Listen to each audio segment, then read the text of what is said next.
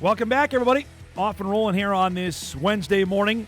Hawley head football coach Peter Natz will join us about a half hour. Get ready for the 8-2A championship game coming up at the Fargo Dome on Friday night. Friday, it's Halloween and football. Not sure if there's a better combination than that, other than peanut butter cups with chocolate and peanut butter, but it's going to be dynamite. The weather will be interesting, but it's October 31st. What else do you expect? Fergus Falls is playing in a section championship game, and the first time the Otters are going to host it at their place on Friday night for the 8-4A championship. They'll face Becker for the right to go to the state tournament. Otters head football coach Chris Grabowska joins us here on this Wednesday morning. Another dynamite year in Fergus. They go 7-2, and now they get a rematch with Becker. We were joking off air. Is it simple? You played this team back in early September. Do you just rewind the tape and say, okay, guys, can we do this again? Yeah, they're going to do a lot of things that are similar, but, be kind of at this time of the year, you expect teams to have wrinkles in, and everybody's going to have their own wrinkles, and they see the tape and, well, where can we attack this team this time around? And we're doing the same thing, and we expect it to be a dogfight. Becker's a great program. They're going to come ready to play, and we think about our two losses against Marshall and McCrory. Those are two teams that we want to play again in the state tournament, and we have to assume that Becker's saying the same thing. We lost to them early in the season. This is a chance to go to state. We want to play this team again. So we've had a great week of practice so far, and we're going to be ready to go. Tell me about the move up. We talked last year. You guys had a great year. And then moving up to 4A, what was the challenges, knowing full well, obviously competition's going to be better, more guys? Just what were maybe the challenges you weren't accounting for once the season got going? Well, 4A is definitely, you're facing bigger schools, so they have more kids on their roster. That's a big challenge that we faced all year. We were thin going in with linemen to begin with, and then we go into the 4A schedule where they got more guys in the trenches than we do. So we kind of knew going in that was going to be an issue, but I'm really proud of our guys, especially on the O&D line. They step in every week in, week out, and they accept the challenge, and they know that they are the lucky few that get to go and get the job done for us. But we also knew that we had depth at the skill positions going into the season, and so that's really benefited us. So we were able to get those guys rest, but our linemen, they have showed up week in and week out and gotten the job done for us too. How often are guys going both ways, Chris? And for your team, is that mandatory? It is at this point. We're still in, kind of trying to get more guys out for football and build the program up still. And it's not a choice right now.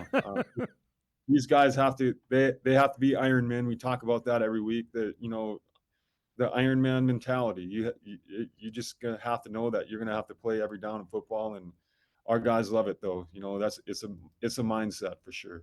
Is that something they have to embrace as well? Like, hey, this is the way it is. Like, until we have more depth, we're going to need you both offensively and defensively. Yep, it is a mindset they embrace. What high school kid wouldn't want to play every down in football, though? I think that's just kind of, naturally in the minds of football players that play high school. They want to play as much as they can, and our guys are lucky that they get to do it. So it's been fun to watch.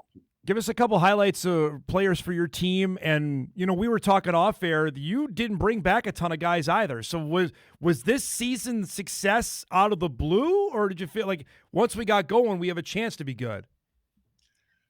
Well, you kind of look as a head coach, you kind of look at your younger guys, at the end of the previous season, and you kind of, yeah, we got some athletes here, and I think we could do something with them. And so I'm just really proud of our guys for getting in the weight room in the off season, and showing up to open fields and getting to different like 7-on-7 events and all that stuff. And our kids definitely put in the work over the summer. And going into the season, I kind of thought we had a good chance of maybe repeating some of the success that we've had last year. And that's just kind of always been a mindset as a head coach. We don't want to rebuild. We just want to reload, and our kids embrace that mindset going into this season. Last year, you were playing at the Dome, beat DGF to go to state. I know it's a different team, different class. You're at home. Can you bank on it for the guys coming back of being in the section title game, know what that experience is like? Is that something you can use for Friday night? Oh, I think definitely. It's experience matters, and especially in a game like football, experience does matter. And they've been in some high stakes games before, and I just think of the athletes on this team. They were in a going back to last year. They were in a section final football game that they won. Yep. Then they would go to a section final basketball game. They lose to a great Alexandria team.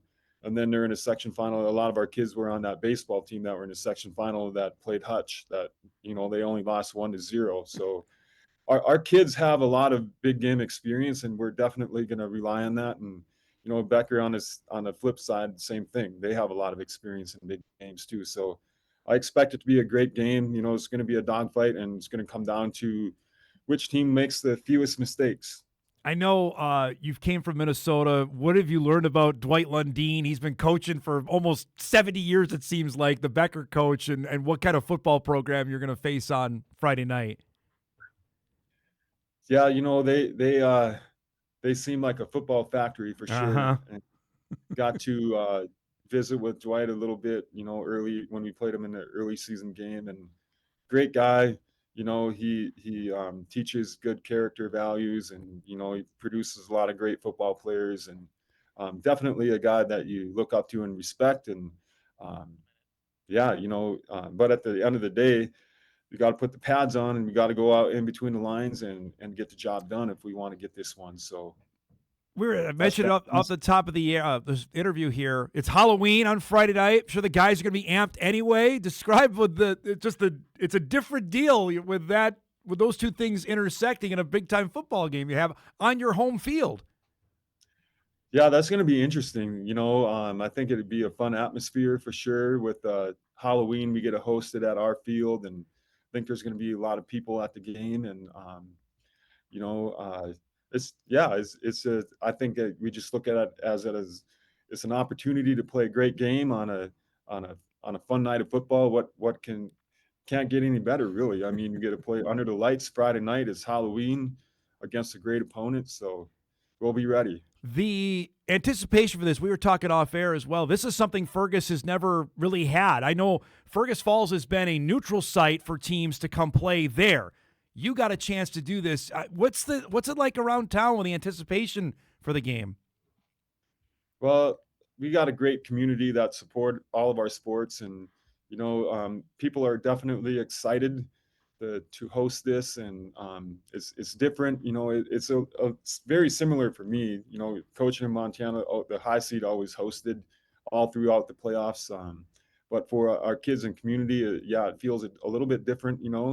But there's definitely excitement, and people are ready to show up and support these kids, and our kids are working hard this week and getting ready to play a great game. All right, I have to ask the mandatory reporter to head football coach question in a big game. Is a quick start necessary? Do you need that in a game like this, or can you stem the tide and let's just go from there? Well, that's something we try to do each week is, start fast. That obviously puts a lot of pressure on the other team, and that's something we focused on in our game against Detroit Lakes last week, starting fast. Then, they were obviously playing catch up the whole game. And, but, I think football is a game of highs and lows, mountaintops and valleys, so you got to be able to be ready to adjust to whatever the game throws at you. So that's kind of going to be our mindset going into this week. For you, are you pretty even keeled throughout a game, or do you ride the highs and lows with the guys as well? Well, I think if you ask a lot of people that are close to me off the field, I'm pretty calm and reserved. But when I get on the field, a flip kind of switches. But as I've gotten older, definitely been a lot more calmer on the field. So that'll yeah. But you got to get excited to play a football game. Last thing before I let you go, and I appreciate the time this morning, making it to state last year, how much for these guys they want it again, especially in a different class, to taste that, and how close you came in that game last year to go and let's do this again, make a run. Yeah, so we do goal setting a lot, before the season starts, and our kids, the kind of the main message and goal this year is that they want to be different. They don't want to be compared to last year's team, and they want to step up and make their own legacy, and that's kind of been our mindset and our goal all year. So, yeah, our kids, they're hungry, they're ready to go. They want to be different than. What a badge of honor it would be for them to kind of get this one and say, hey, we won a section championship in 4A, so that's definitely on our kids' minds, and they know what it's going to take, and they're ready to go. All right, so you're going to be busy coaching, but I have to ask, since it's Halloween, do you have a go-to candy? Do you have one that, okay, this is I got to have on Halloween? Well, you kind of mentioned it earlier, you said Reese's Peanut Butter Cups. That's my go-to. There we go. What you can't get anything better. I mean, chocolate and peanut butter, they go well together. So, number one, my man. Thanks so much for doing this. Have a great time. Good luck on Friday, and thanks for giving us a few minutes this morning, okay? You bet. Thanks for having us on. Chris Grabowska, head coach at Fergus Falls. The Otters have a matchup with the Becker Bulldogs coming up on Friday night in Fergus, 7 o'clock for the 8-4A championship. Mentioned earlier, Fergus has hosted neutral site games before. I remember the Spuds played there, forever ago in a section title game. They haven't hosted on their own field with that brand. It's not brand new turf, but it's newer turf. It's good. I remember the old field. That was rough, especially this time of year. But it'll be a great environment. We'll see if they can make it to state in their first year of 4A football. We're overdue for a break. We'll get caught up here. We'll wrap up our first hour. Peter Natz of the Holly Nuggets coming up in hour 2 on a beautiful Wednesday morning. We're back on Hot Mic right after this.